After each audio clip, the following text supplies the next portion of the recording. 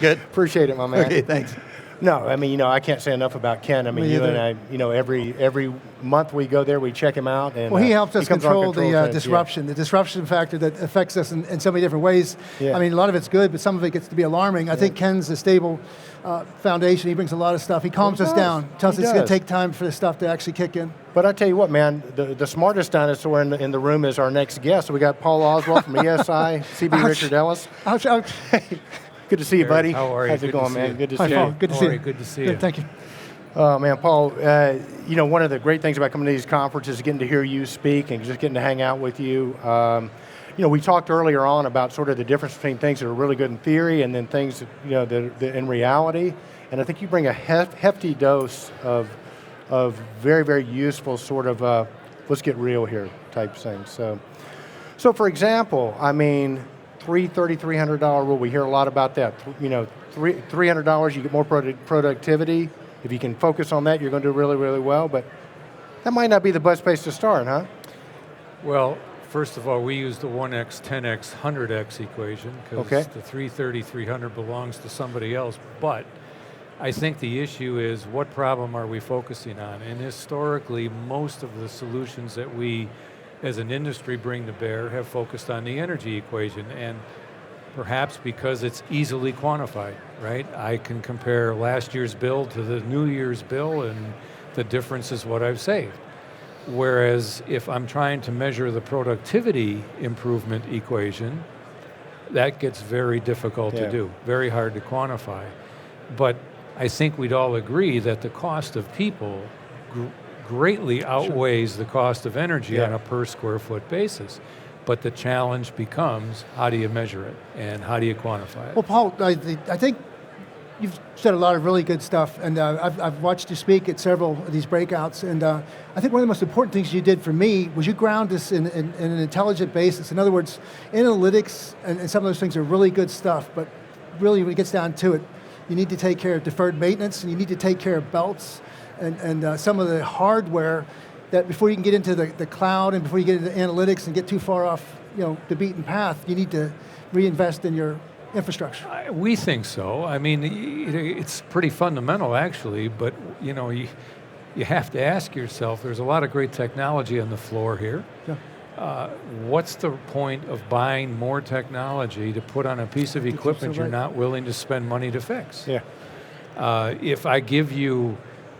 If I take analytics to tell you more things about your building and you don't do anything with that data, what's the point of making that investment? Well said.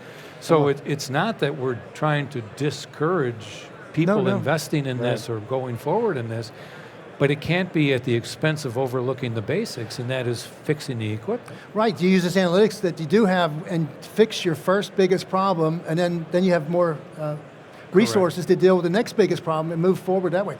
And you also said something I thought was extraordinary at the Controls Con, that was 60% of the calls are heating and cooling still. Hot cold complaints. Tell us about that dilemma. I think you guys have been in plenty of commercial buildings, you know yourself. When was the last time you went in a conference room that wasn't like a refrigerator, right? Or the opposite. The reality is most buildings don't run appropriately today, and so you generate tons of hot-cold complaints. Certainly some of that is the human condition. No one will ever be satisfied all the time. But if we could do a better job of fundamentally controlling buildings, designing buildings correctly, controlling and operating them correctly, we can take a lot of that hot-cold complaint issue away. Sure. And we just don't do that. We just keep putting Band-Aids on the issue instead of getting to root cause. And the time that they spent calling it in and complaining about it is lost That's a productivity drain. And you also said about investing in your youth. I remember last year at RealCom, I believe it was, where you were saying how many silver hairs there were in the room, and the most important resource and attribute we have is our talent, our people. Talk a little bit about that, please. Yeah, I think you saw it in one of Matt's slides earlier this morning in the general session. We have to recognize that there is a lot of tribal knowledge in this industry that's retiring or leaving. That's normal, that's natural. It's just probably not happened in this quantity before. But the reality is we've got to attract people to this industry somehow, some way. We've got to make sure that we're putting programs together, and that doesn't just mean 4-year degree programs, but perhaps apprenticeship programs, vocational programs, as a way of attracting people to the opportunities that exist in this space, to the jobs we need for this industry to continue to grow. And we should be doing that now before more of our generation starts leaving, and we miss the opportunity for that knowledge transfer. Once again, well said. And Paul, one of the things that's really impressed me about you, you sort of got onto this early on about the tribal knowledge leaving the building. You sort of set your company up, you have attracted really talented people. What's the secret to attracting talented people? It's recognizing that this is an investment in your business and not something that is, I'm only going to pay attention to the HR aspects, if you will, or talent management aspects when I need to hire somebody. This is a full-time job all the time. And when I say that involves recruiting, setting up internship programs or apprenticeship programs. It's the talent management once you have it on board. There's a lot of aspects of this, but it's a full-time commitment to developing your talent if you're going to get in front of the issue. Yeah, I mean, back in the old days when we got in, you hired them, they didn't do a good job, you just got rid of them, right? And of course the technology was, if a product would come out and that product would have a life cycle of 15 to 20 years, so once you made that initial investment, you got to really ride it. Now you're lucky if you get 15 to 20 minutes out of a new technology, right? And your resources, you have to understand that your resources are more mobile today. They know they have choices and options. I mean, the old idea of going and raiding a competitor's, employee pool to supply your own is gone. We've never subscribed to that model, but I think in today's day and age, that's even a tougher proposition. So building your bench strength from within and making a full-time commitment to that learning and continuous learning is very important. Have you seen, speaking of learning and developing your talent, over the years, have you changed the way you've approached having people learn? Do new tools make it easier? Well, I think, if you talk to some of our folks, they'll tell you that we've reduced our onboarding time from 18 months to maybe in some cases as little as 4 to 6 months. I think some of that is due to technology, some of that is due to our getting smarter about our onboarding process, maybe doing a better job at the internship level of the time they spend with us. There could be a number of reasons that go into it, but you have to be able to improve those efficiencies, I think, and technology today allows you to do that. It's working with schools to create students coming out of the programs in a more qualified and ready state too.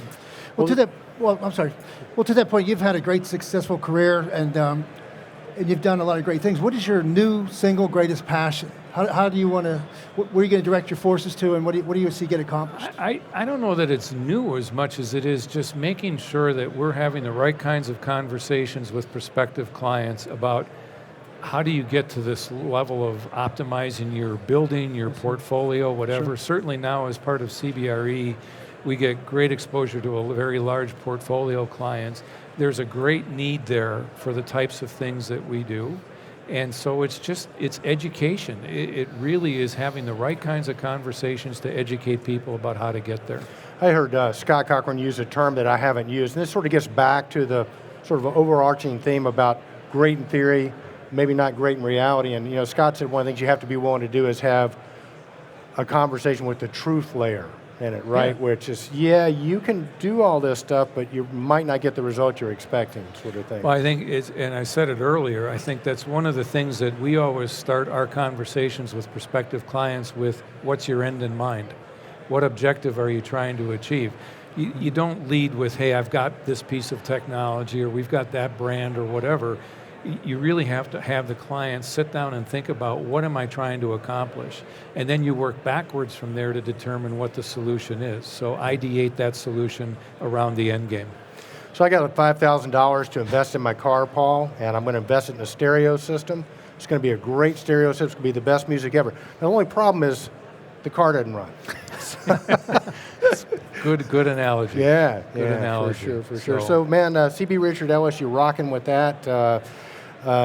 That's been a really good collaboration, I'm gathering. Yeah, it absolutely has. I mean, it was an avenue for growth for us.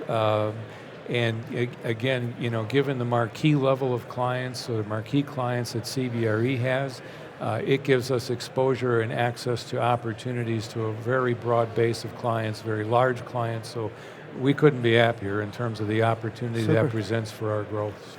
So I tell you what, my plea to the young people to come to this industry is, it used to be when we came up, join the Navy, see the world, right?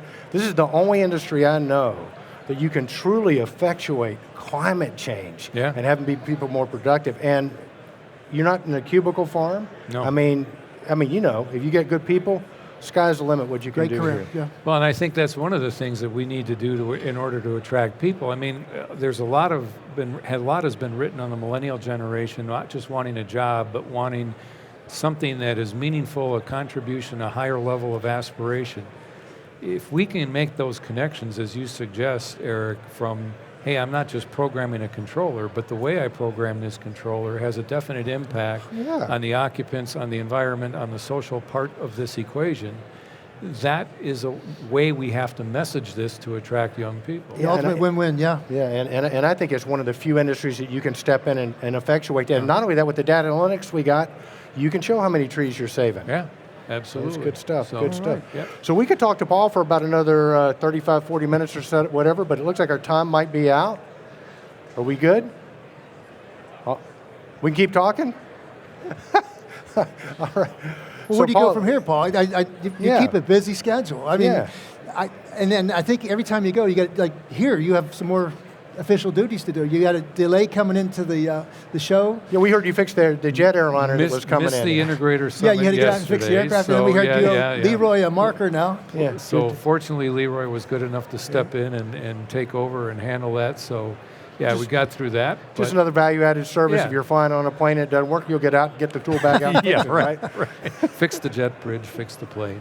So good stuff, man. But no, I think just continue to engage with our clients and the opportunities. As CBRE has established our building as the Global Client Experience Center for Smart Buildings, so we're hosting a lot of major clients from around the world to tour. That building's extraordinary. Tell us a little bit about that building and how when you did it with the intent of displaying all the technologies and the integration in its truest form. It's a building that we've occupied since 2010. It was designed and built for the express purpose of showing people what can be done around smart building technologies. And now we've just kind of formalized that within the CBRE organization so that CBRE clients can now come and have a conversation about smart buildings. And that doesn't mean everything that we've done in that building is going to be right for every client, but it sparks the conversation. Well, it's a great story, and we've actually used that as our testimonial because it starts out with a person pulling into the parking lot, the lights come on, they go to the front door from that access point, the lights come on, the elevator's enabled, it goes from unoccupied to occupied. It's a great story. Did you write that? It's part of what's in the building. Right. But I would tell you that while that's the technology piece of what's in the building, what a lot of clients or some clients have said coming off of these tours, it's the workflows and the processes about how to design, construct, and operate a smart building. Equally important, if not more important, than the technology itself that went into it. Well said. So there's a lot of different takeaways clients are coming away with on And this. see, I think you probably are really enjoying with the CB Richard Dallas because you can do those things. But to me, it seems like one of the big challenges we get is the way buildings are constructed, where you have, the owner hires an architect who hires an engineer.